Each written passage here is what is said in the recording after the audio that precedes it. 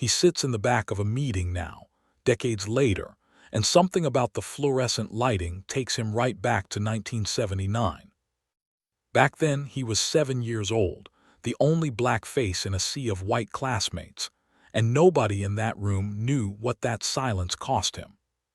This is the story of Black Gen X men, born roughly between 1965 and 1980, who were placed, often without much warning, into classrooms where they were the only one who looked like them. Their experience was not an accident of geography, but the direct result of a specific, documented moment in American history, the era of court-ordered school desegregation and busing. In 1971, the Supreme Court ruled in Swan v.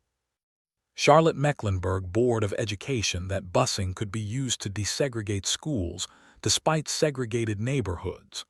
Forced busing then began rolling out across major cities, reshaping the daily lives of thousands of black children almost overnight. These boys were dropped into all-white schools as living proof of a policy, debate they never agreed to join. Generation X has even been described in marketing literature as the cohort that lived the civil rights movement, and many of them were bused specifically to achieve racial integration in public schools, never choosing the experiment yet simply becoming its subjects. They rode a bus into a building where their presence alone was treated as a statement.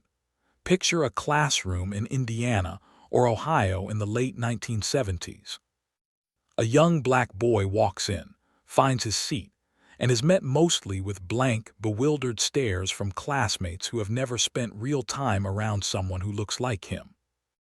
One man who lived this later described learning there were only 6 black students in his entire school, and for many of his classmates, he was the first black person they had ever truly known. This is the core psychological wound of the experience: hypervisibility paired with total isolation. He could be seen by everyone, yet understood by no one, a paradox that child psychologists now recognize as deeply destabilizing for a developing sense of identity. The questions came fast, and they came constantly. Can I touch your hair? Do black people get sunburned? Have you ever been to Africa? These weren't asked with cruelty in mind. They were asked with genuine curiosity, which somehow made them harder to deflect. A child cannot explain that to a room full of 7-year-olds. He can only absorb it, smile through it, and carry it home in his backpack like a stone he never asked to hold. Then came history class, and the day the curriculum reached slavery. Multiple Black Gen X men have described the exact same moment. The teacher reaches the topic, and every head in the room turns, as if he personally holds the answer to America's original sin. He is 8, 9, 10 years old, and suddenly he is expected to be a historian, a spokesperson, and a survivor all at once. No one warned him this would happen, and no one prepared him for the weight of representing an entire race before he had even learned cursive. This phenomenon has a name in psychological literature: racial microaggressions, brief and commonplace exchanges that send denigrating messages because of group membership. Researchers note these moments are often unintentional, but their cumulative effect is what causes real psychological damage over time. One adult reflecting on his childhood explained it precisely. The comments weren't usually aimed at him as an individual, but at minorities in general, which somehow made the sting feel more removed yet strangely more painful. He understood, even as a child, that he was being used as a stand-in for an entire category of people he had never met. Layered on top of microaggressions was a different, quieter pressure: the burden of representation. Teachers and counselors, often without realizing it, treated his grades and his behavior as evidence for or against an entire race. One black student described it bluntly: being the only black person in his chemistry class meant he had to maintain great grades and perfect attendance. Because he felt he had to set that example for people who weren't even watching for examples. They were watching for confirmation of their assumptions. This pressure created a unique form of chronic stress that most of his white classmates never had to consider, let alone carry. This stress did not stay confined to childhood. It evolved, decades later, into something epidemiologists now call Henryism, a psychological framework developed in the 1970s by black researcher Sherman James while studying racial health disparities in North Carolina. James named the concept after a black sharecropper he interviewed who had transformed his life through relentless hard work, only to develop hypertension, arthritis, and severe ulcers by his 50s. Henryism is defined as a strong behavioral tendency to cope actively with chronic stressors, like racial discrimination, by exerting extremely high levels of effort that accumulates real physiological costs over time. The pattern researchers identified involves three components: efficacious mental and physical vigor, a strong commitment to hard work, and a single-minded determination to succeed against the odds. For a black Gen X boy who was the only one in his class, this coping style often began in childhood and calcified by adulthood. He learned early that effort was the only currency that bought him any safety, so he worked twice as hard not because someone told him to, but because the room itself taught him the lesson without ever saying a word. The data on this coping mechanism is genuinely double-edged. Research shows that high levels of Henryism active coping are associated with lower odds of needing mental health services and lower rates of reported opioid problems among black adults, suggesting it functions, at least short-term, as genuine psychological protection. But that same coping style carries a steep physical price. Studies link high-effort coping to increased rates of hypertension, particularly among black men of lower socioeconomic status, meaning the body itself becomes the ledger where the debt of constant overperformance gets recorded. This is the quiet tragedy hiding inside so many success stories. The black Gen X man who became the first in his family to earn a degree, who climbed into management, who built a stable life. That same man may be carrying blood pressure numbers that tell a story his resume never will. Researchers have also documented something equally damaging. The system itself often blocked these boys before they ever had a chance to overwork their way through it. A study from the University of Massachusetts Amherst found that school counselors were significantly less likely to recommend black students for advanced placement classes, even when academic performance was comparable to their white peers. This meant a black boy could be sitting in honors chemistry as one of only a handful of black students in the entire building, fully capable, yet structurally surrounded by adults who quietly doubted he belonged there. One teacher, reflecting on his own classroom decades later, admitted it made him feel powerless to watch promising black students get filtered out of advanced courses before they even applied. Outside the classroom, the psychological negotiation continued at home. Black parents who chose integrated schools for their sons were not naive about what they were sending their children into. They made a calculated bet that access to better resources was worth the social cost. This created what sociologists describe as a kind of dual citizenship. The child had to maintain one identity for the white classroom, another for the black neighborhood and family at home. The skill required to move fluidly between these two worlds, often called code switching, became second nature long before these boys had language for what they were actually doing. Code switching is not simply about changing slang or tone. It is a survival adaptation, a constant recalibration of speech patterns, body language, and emotional expression to avoid triggering stereotypes or hostility. For the only black kid in class, this recalibration happened dozens of times a day, every single school day, for years on end. The exhaustion this produces has a clinical name now: racial battle fatigue, a term describing the cumulative psychological and physiological toll of repeatedly managing racially hostile or insensitive environments. A Gen X boy navigating this in 1978 had no name for what he felt.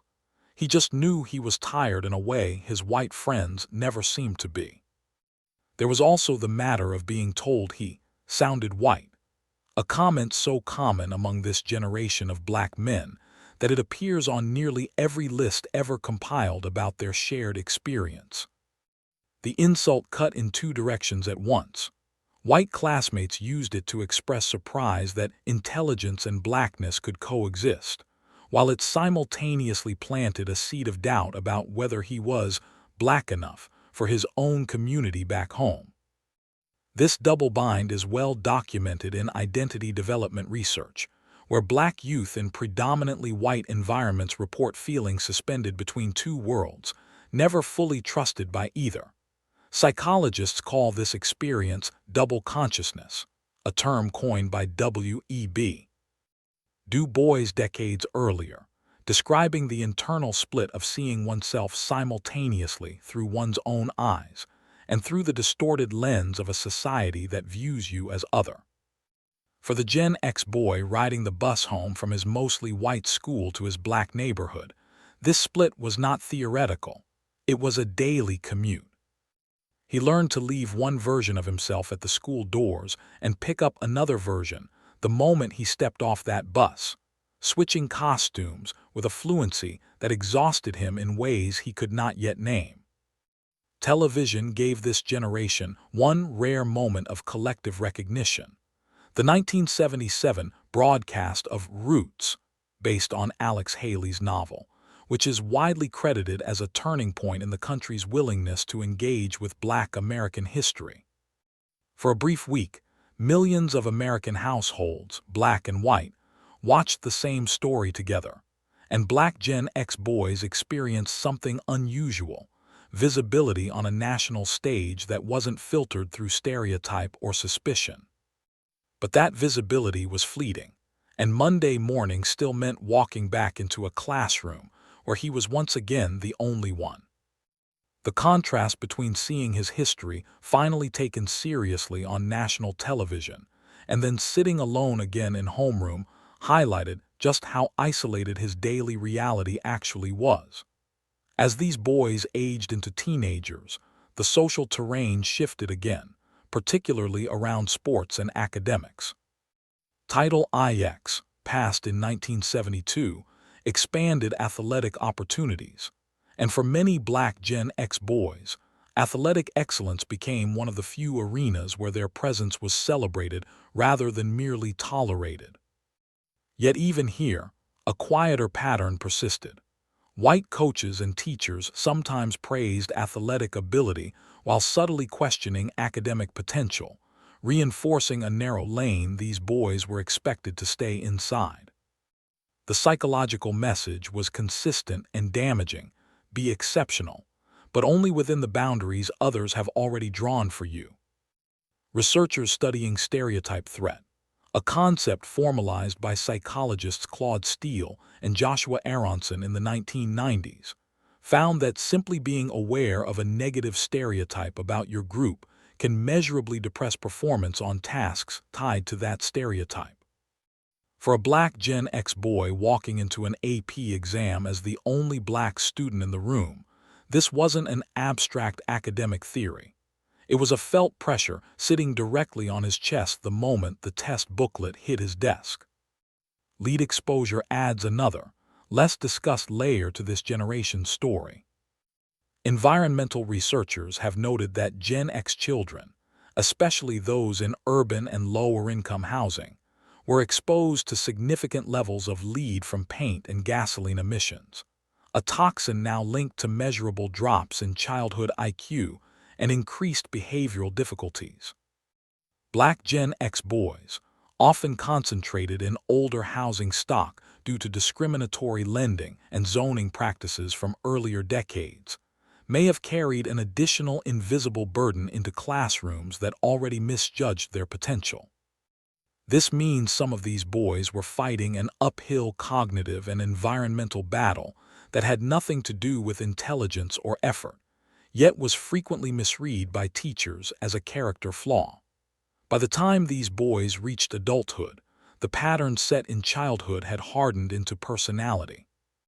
Many became hypervigilant in professional settings, scanning rooms instinctively for racial dynamics the way some people scan for exits in a fire.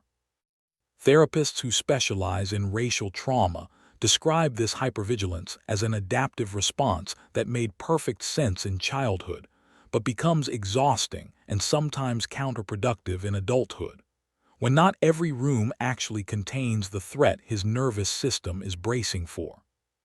The body, having learned the lesson once in a hostile classroom, struggles to unlearn it decades later in a boardroom that may not pose the same danger at all.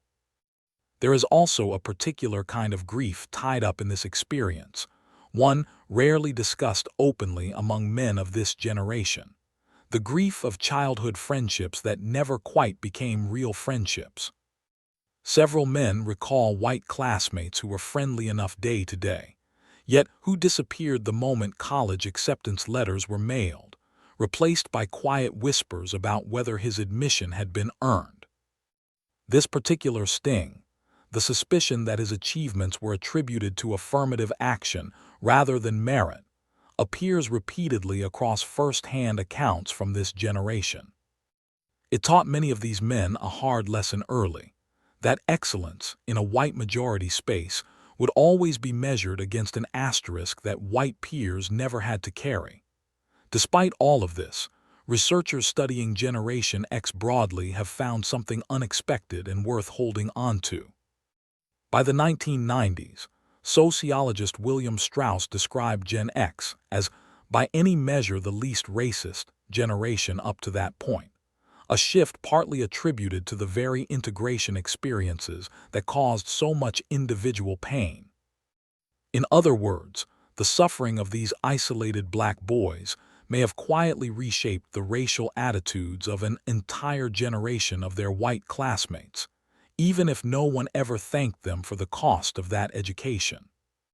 It is a strange kind of legacy, pain converted, slowly and invisibly, into a slightly more open-minded society than the one that existed before. Many of these men eventually found language for their experience only in adulthood, often through writing, therapy, or simply talking with other black men who shared the exact same story. There is real psychological relief in discovering you were never actually alone in feeling alone, that an entire cohort of black boys across different cities carried an almost identical weight without ever meeting each other. Today, some of these men are raising their own children, and they approach school choice with a kind of vigilance their own parents never had access to. They show up at PTA meetings, volunteer in classrooms, and have conversations with their kids that go far beyond "how was school?" because they remember exactly what silence cost them at that age. This childhood pattern of hypervisibility followed many of these men directly into their careers, resurfacing as what psychologists now call racial imposter syndrome. It is distinct from generic imposter syndrome because it is reinforced daily by real external signals, not just internal anxiety. A black man can walk into a boardroom and notice, almost automatically, that he is once again the only one. National workplace data backs up what these men already knew from instinct. A 2020 study found that only 32% of senior leadership roles at large U.S. companies were held by black professionals, while more recent workforce research from McKinsey and Lean-In found that for every 100 men promoted into management, only 58 black women advance at the same rate. For black Gen X men climbing corporate ladders in the 1990s and 2000s, these numbers were not abstractions. They were visible in every leadership meeting where the math simply never seemed to favor someone who looked like them. Psychologists studying this phenomenon describe a practice called competency checking, where the credentials and abilities of black professionals are scrutinized far more aggressively than those of their white peers. A man who spent his childhood being asked to justify his presence in an honors classroom often grows into an adult who is asked, in subtler corporate language, to justify his presence in the boardroom. The question never really goes away. It just changes its vocabulary. This is why so many Black Gen X men describe success that never quite feels settled, promotions that never quite silence the internal voice insisting they don't truly belong. Researchers note that this self-doubt isn't a personal character flaw. It is frequently a learned and entirely rational response to a lifetime of environments that subtly or directly suggested they were the exception rather than the expectation. Understanding the psychology of Black Gen X men who were the only Black kid in class is not simply an exercise in historical sympathy. It is a roadmap for recognizing how isolation, representation pressure, and chronic stress shape a person's nervous system for the rest of his life, long after the classroom itself has been forgotten. Their story is woven into desegregation policy, into civil rights legislation, into Title IX, into Roots, into John Henryism, and into every quiet decision a Black father makes today about where to send his own son to school. It is, in the truest sense, an American story, one written not in textbooks, but in the bodies and minds of boys who were simply trying to survive being seen and unseen at the exact same time.